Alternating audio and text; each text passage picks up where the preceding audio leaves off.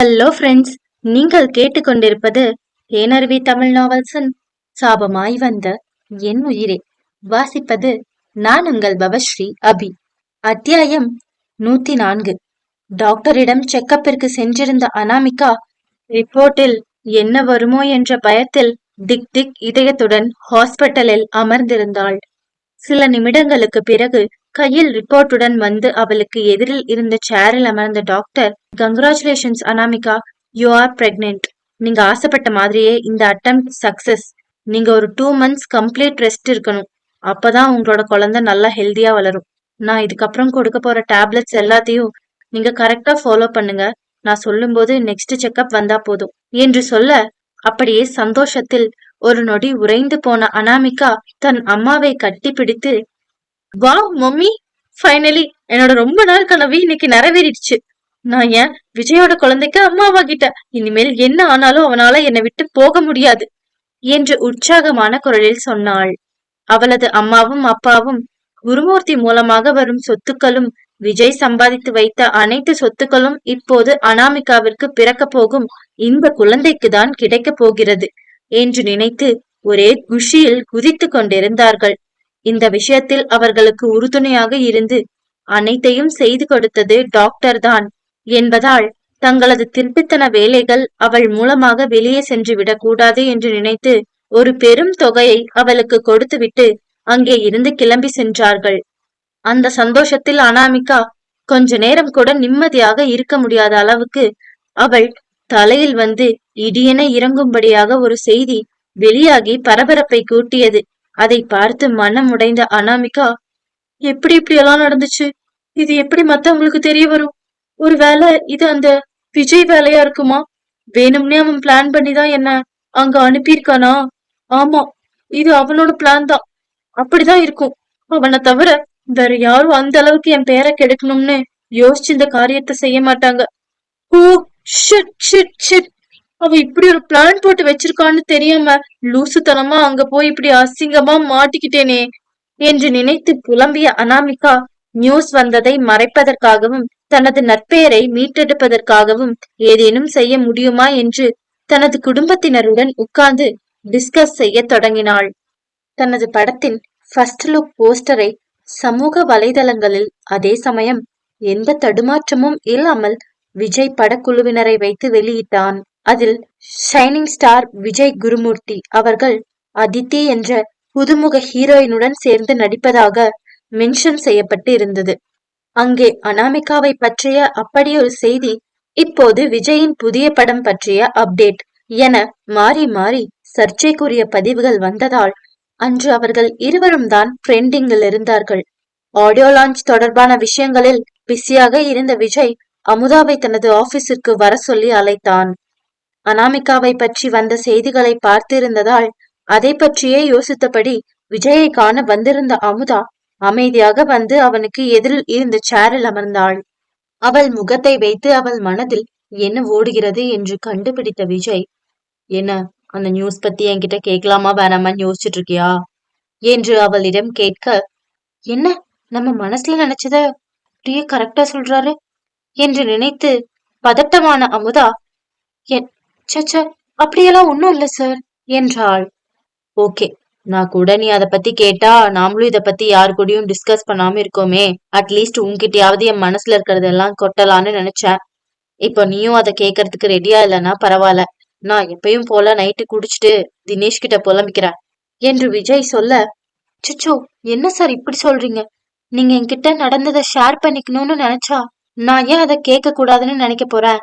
Actually எனக்கே உங்ககிட்ட என்ன ஆச்சுன்னு கேட்கணும்னு தோணுச்சு. மறுபடியும் நீங்களும் அனாமிகா மேடமும் சேர்ந்து வாழணும்னு கோர்ட்ல சொல்லியிருக்காங்க. ஆனா நீங்க என்ன நினைக்கிறீங்கன்னு இப்ப வரைக்கும் எனக்கு தெரியல. பட் இத பத்தி எல்லாம் நானா உங்ககிட்ட கேட்டா நல்லா இருக்காதுன்னு தான் எனக்குள்ள உங்க ரிலேஷன்ஷிப் பத்தி டவுட் இருந்தாலும் இது வரைக்கும் நான் எதுவும் கேட்டுக்கிட்டது இல்ல என்று அவசரமாக சொன்னாள் அமுதா. வெளிய அந்த வெற்றியும் உங்க அண்ணியும் வெயிட் பண்ணிட்டு இருக்காங்கல்ல. நான் பேச ஸ்டார்ட் பண்ணா எப்ப பேசி முடிப்பேன்னு எனக்கே தெரியாது.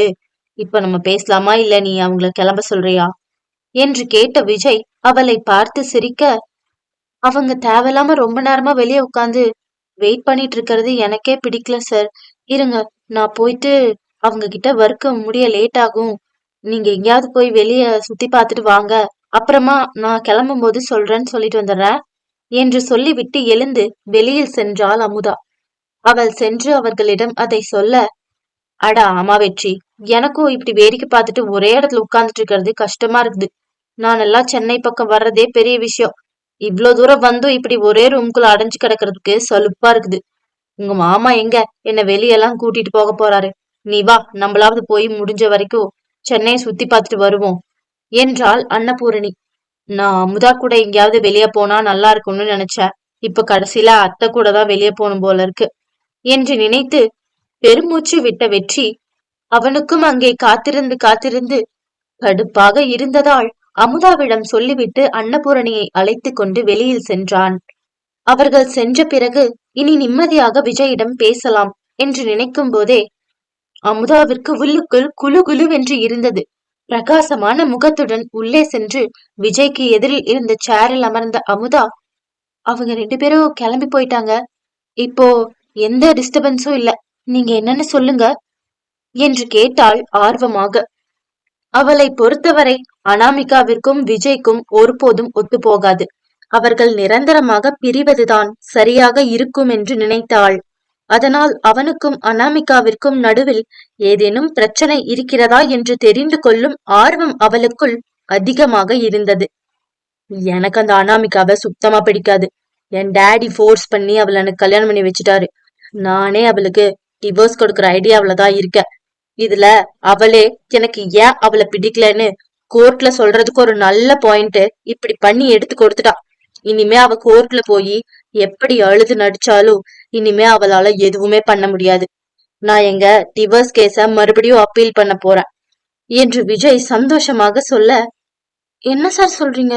இப்பதான் அனாமிகா மேடம் குடிச்சிட்டு ஒரு நைட்டு கிளப்ல பசங்களோட சேர்ந்து டான்ஸ் ஆடிட்டு இருந்த வீடியோ நியூஸ்ல ரிலீஸ் ஆச்சு. அதுக்குள்ள நீங்க மறுபடியும் அவங்களை டிவோர்ஸ் பண்ண போறேன்னு சொல்றீங்க. கோர்ட்ல நீங்க 2 பேரும் 1 வருஷம் சேர்ந்து வாழணும்னு சொல்லிருக்காங்களே. இப்ப நீங்க மறுபடியும் போய் டிவோர்ஸ் கொடுங்கன்னு கேட்டா கொடுப்பாங்களா என்று கேட்டாள் அமுதா. பக்காவா பிளான் பண்ணி அந்த நைட் கிளப்போட விஐபி மெம்பர் கார்டை வாங்கி கொடுத்து அவளை அங்க போக வச்சதே நான் தான். அவ என்னை விட பெரிய குடிகாரி. அவளை பப்ளிக்கா எப்படியாவது மாட்டி விடணும்னு நானும் ரொம்ப நாளா பிளான் பண்ணிட்டு இருந்தேன்.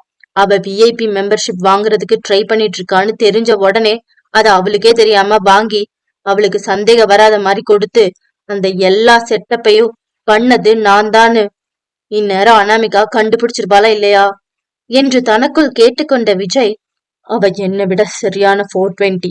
இந்நேரம் இது என்னோட பிளான்னு கண்டிப்பா கண்டுபிடிச்சிருப்பா. ஆனாலும் என்ன பண்றது, இதுக்கப்புறம் அவளே நினைச்சாலும் எதுவும் பண்ண முடியாது.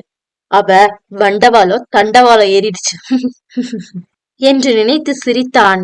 என்ன சார் திடீர்னு சிரிக்கிறீங்க என்று அமுதா கேட்க, உடனே தனது வாட்சில் நேரம் என்ன என்று பார்த்த விஜய், அதை விடு, உனக்கு இன்னொரு சர்ப்ரைஸ் வச்சிருக்கேன், போய் சோசியல் மீடியாவை ஓபன் பண்ணி பாரு என்று சந்தோஷமாக சொன்னான். இப்போது புதிதாக அப்படி அதில் என்ன வந்திருக்க போகிறது என்ற யோசனையுடன் ஆர்வத்துடனும் அமுதா தனது மொபைல் போனை எடுத்து சமூக ஊடகங்களை செக் செய்து பார்த்தாள். அதில் மேல்கோட்டில் விஜய் அனாமிகாவுடனான தனது டிவோர்ஸ் கேஸை மீண்டும் விசாரித்து தன்னையும் அவளையும் பிரித்து விவாகரத்து கொடுக்க வேண்டும் என்று கேஸ் போட்டு இருப்பதாகவும், அனாமிகாவின் குடும்பம் அவளுக்கும் விஜய்க்கும் திருமணம் நடந்த நாள் முதல் பிசினஸ் ரீதியாக விஜயை பல விதங்களில் ஏமாற்ற முயற்சி செய்ததாக விஜய் தரப்பில் ஆதாரங்கள் சமர்ப்பிக்கப்பட்டு உள்ளதாகவும், இதன் அடிப்படையில் கண்டிப்பாக இம்முறை அவர்கள் இருவருக்கும் டிவோர்ஸ் கிடைத்துவிடும் என்று செய்தி சேனல்களில் அடுத்தடுத்து போஸ்ட் வந்து கொண்டிருந்தது. அதை ஷாக்காகி பார்த்தாள் அமுதா. காதல் மலரும்